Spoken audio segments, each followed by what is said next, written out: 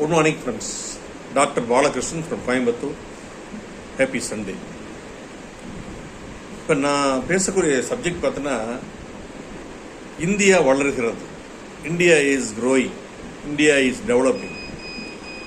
இப்போ world எக்கானமியில் number 3 இருக்கோம். 2027 world எக்கானமியில் number 1 வந்துடுவோம்.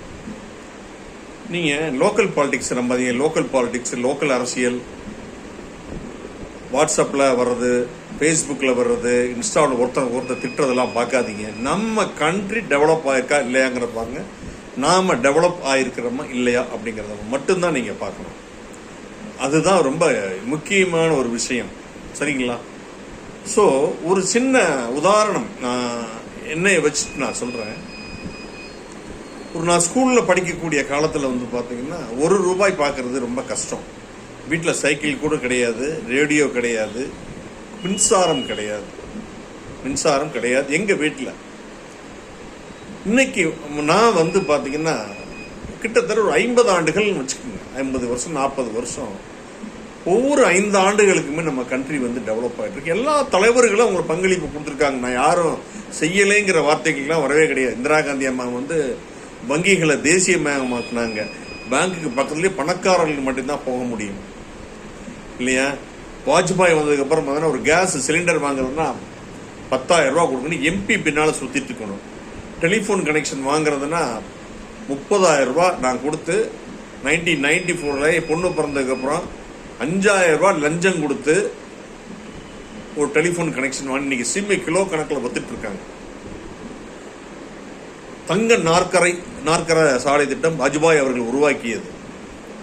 வாஜ்பாய் பீரியட்ல தான் டெலிஃபோன் கனெக்ஷனும் கேஸும் ஈஸியானது. நீங்கள் இங்கேருந்து சென்னைக்கு நைட் 8 மணிக்கு போகிறதுனா காலையில் 8 மணி தான் சென்னைக்கு போக முடியும்.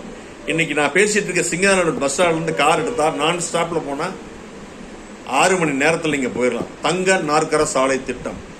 ஸோ எல்லா தலைவர்களுமே அவங்களோட கான்ட்ரிபியூஷனை நமக்கு பண்ணியிருக்காங்க. அதெல்லாம் யாருமே சொல்ல முடியாது. ஃப்ளைட்டு பார்த்தீங்கன்னா கோயம்புத்தூர்லேருந்து, நான் இருக்கிற கோயம்புத்தூர்லேருந்து ஷார்ஜா போகலாம், துபாய் போகலாம், சிங்கப்பூர் போகலாம், தாய்லாந்து போகலாம். இதெல்லாம் பொருளாதார வளர்ச்சி தானுங்க. எனக்கு தெரியும், நான் லயன்ஸ் கிளப் 35 வருஷமாக இருக்கிறேன். 1991 கவர்னர்கள் பதவி ஏற்படுறதுக்காக ஃபாரின் போவாங்க. கோயம்புத்தூர் ஏர்போர்ட் போனால் 2 பேர் தான் இருப்பாங்க. நான் தமிழ்நாடு டிரான்ஸ்போர்ட் கார்பரேஷன் புக் பண்ணிட்டு இருந்தேன். நாங்கள் பஸ் ஆப்ரேட் பண்ணோம், மினி பஸ். ஒரு கண்டக்டர், டிரைவர் இருப்பாங்க. பஸ் நீட்டாக இருக்கும்.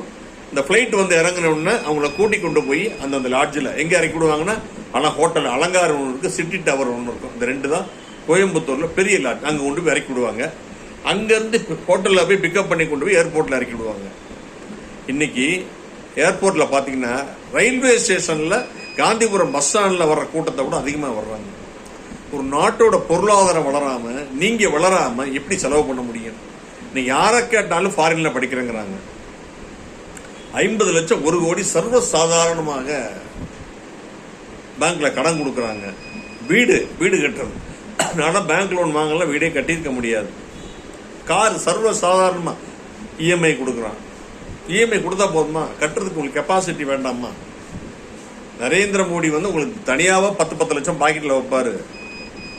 இதெல்லாம் கிடையாது. கண்ட்ரியோட டெவலப்மெண்ட் தான் நம்ம டெவலப் பண்ண முடியும். கிட்டத்தட்ட 2000க்கு அப்புறம் ஒரு பெரிய மறுமலர்ச்சி. ஐடி கம்பெனிஸோட தாக்கம். செல்போனில் வீட்டில் 4 ஃபோன் வச்சிருக்கிறான், 2 டூ வீலர் வச்சிருக்கேன், 2 கார் வச்சிருக்கிறான். எப்படிங்க வரும்? நாடு வளராமல் நீங்கள் வளர்ந்துட முடியுமா?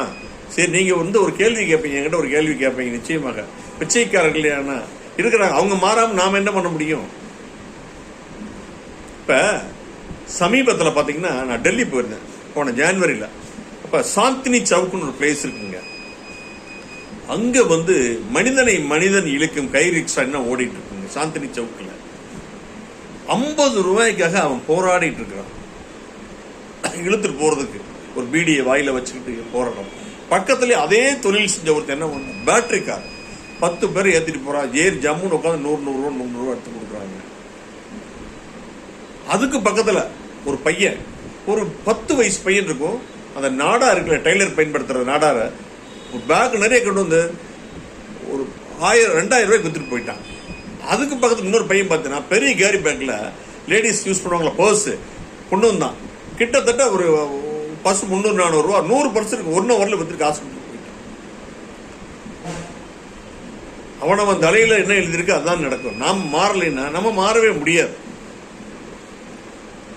நிறைய பேர் கோயிலுக்கு போவாங்க, சாமி கும்பிடுவாங்க,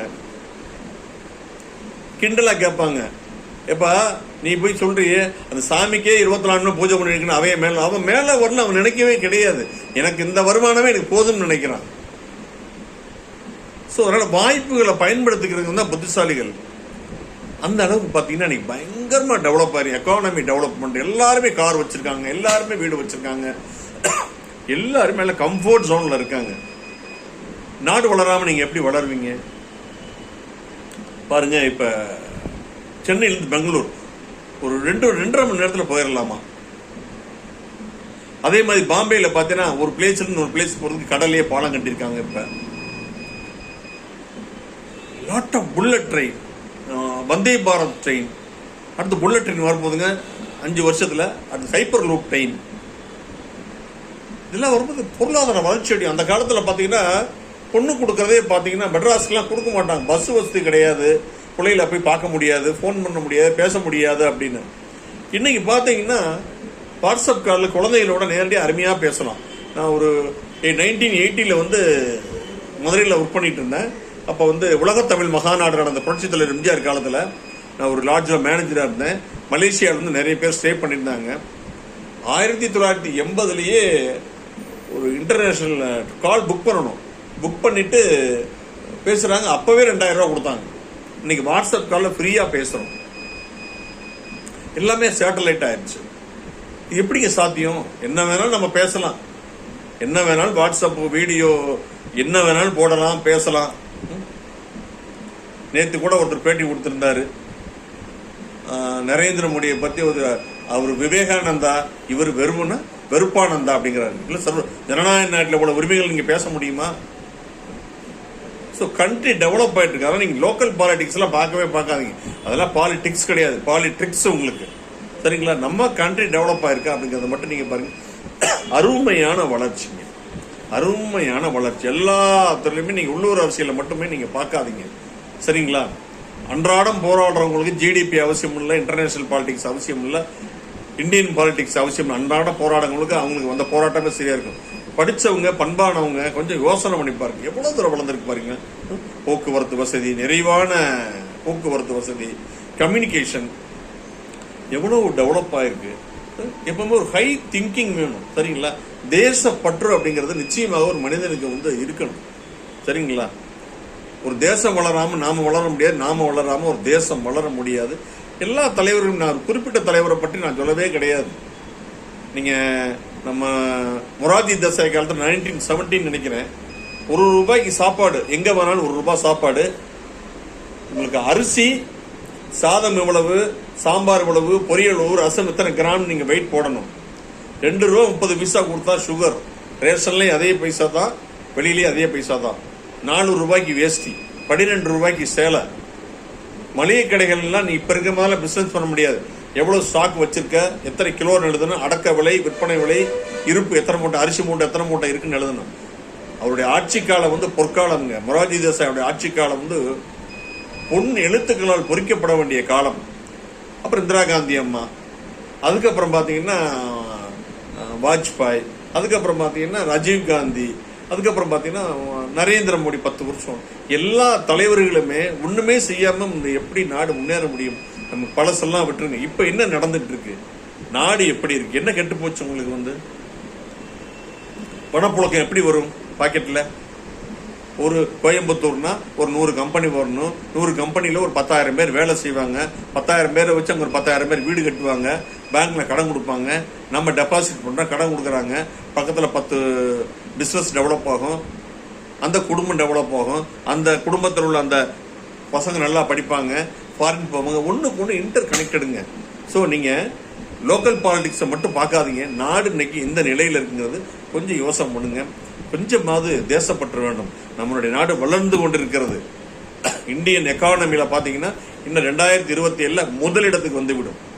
நீங்க எங்க ஃபாரின்ல போய் இறங்கினாலும் இந்தியன்னா தனி வேல்யூ இருக்கு. நான் சமீபத்தில் ஃபாரின் போயிட்டு வந்ததுனால 3 மாசம் போயிட்டு வந்ததுனால சொல்றேன். சரிங்களா? நம்ம நல்ல கண்ட்ரி ரவண்ணா, நல்லா டெவலப் ஆகும், நல்லா டெவலப் ஆயிருக்கு. ஒவ்வொரு தனி மனிதனும் தன்னுடைய கான்ட்ரிபியூஷன் வந்து இந்த நாட்டுக்கு வந்து நீங்கள் நிச்சயமாகவே இன்ஃப்ராஸ்ட்ரக்சர்னு சொல்லுவாங்க. உள்கட்டமைப்பு வசதி, டேம்ஸ், நிறைய நம்ம அட்டாமிக் பவர், நிறைய டேம்ஸ் கன்ஸ்ட்ரக்ஷன் பண்ணுறோம். அட்டாமிக் பவர், ரயில் டிரான்ஸ்போர்ட், ரோட் டிரான்ஸ்போர்ட், எல்லாமே வாட்டர் டிரான்ஸ்போர்ட், எல்லாமே பயங்கரமாக டெவலப்பாக இருக்குது. ஸோ எந்த தலைவர்களுமே நாம் குறை சொல்ல முடியாது. இந்த பாரதத்தில் பிறந்த நாம் வந்து எல்லாருமே ஒரு சந்தோஷப்படணும், பெருமைப்படணும். நாம் வளர்ந்து கொண்டிருக்கிறோம், வளர்ந்து கொண்டே இருக்கிறோம். 2 ஆண்டுகளில் உலக பொருளாதாரத்தில் நம்பர் 1 இருப்போம். வாழ்க வளமுடன். மீண்டும் ஒரு நல்ல பதிவில் நான் உங்களை சந்திக்கிறேன். உங்களிடமிருந்து விடைபெறுவது உங்கள் அன்பு நண்பன் டாக்டர் பாலகிருஷ்ணன், கோவையிலிருந்து இந்த பதிவு.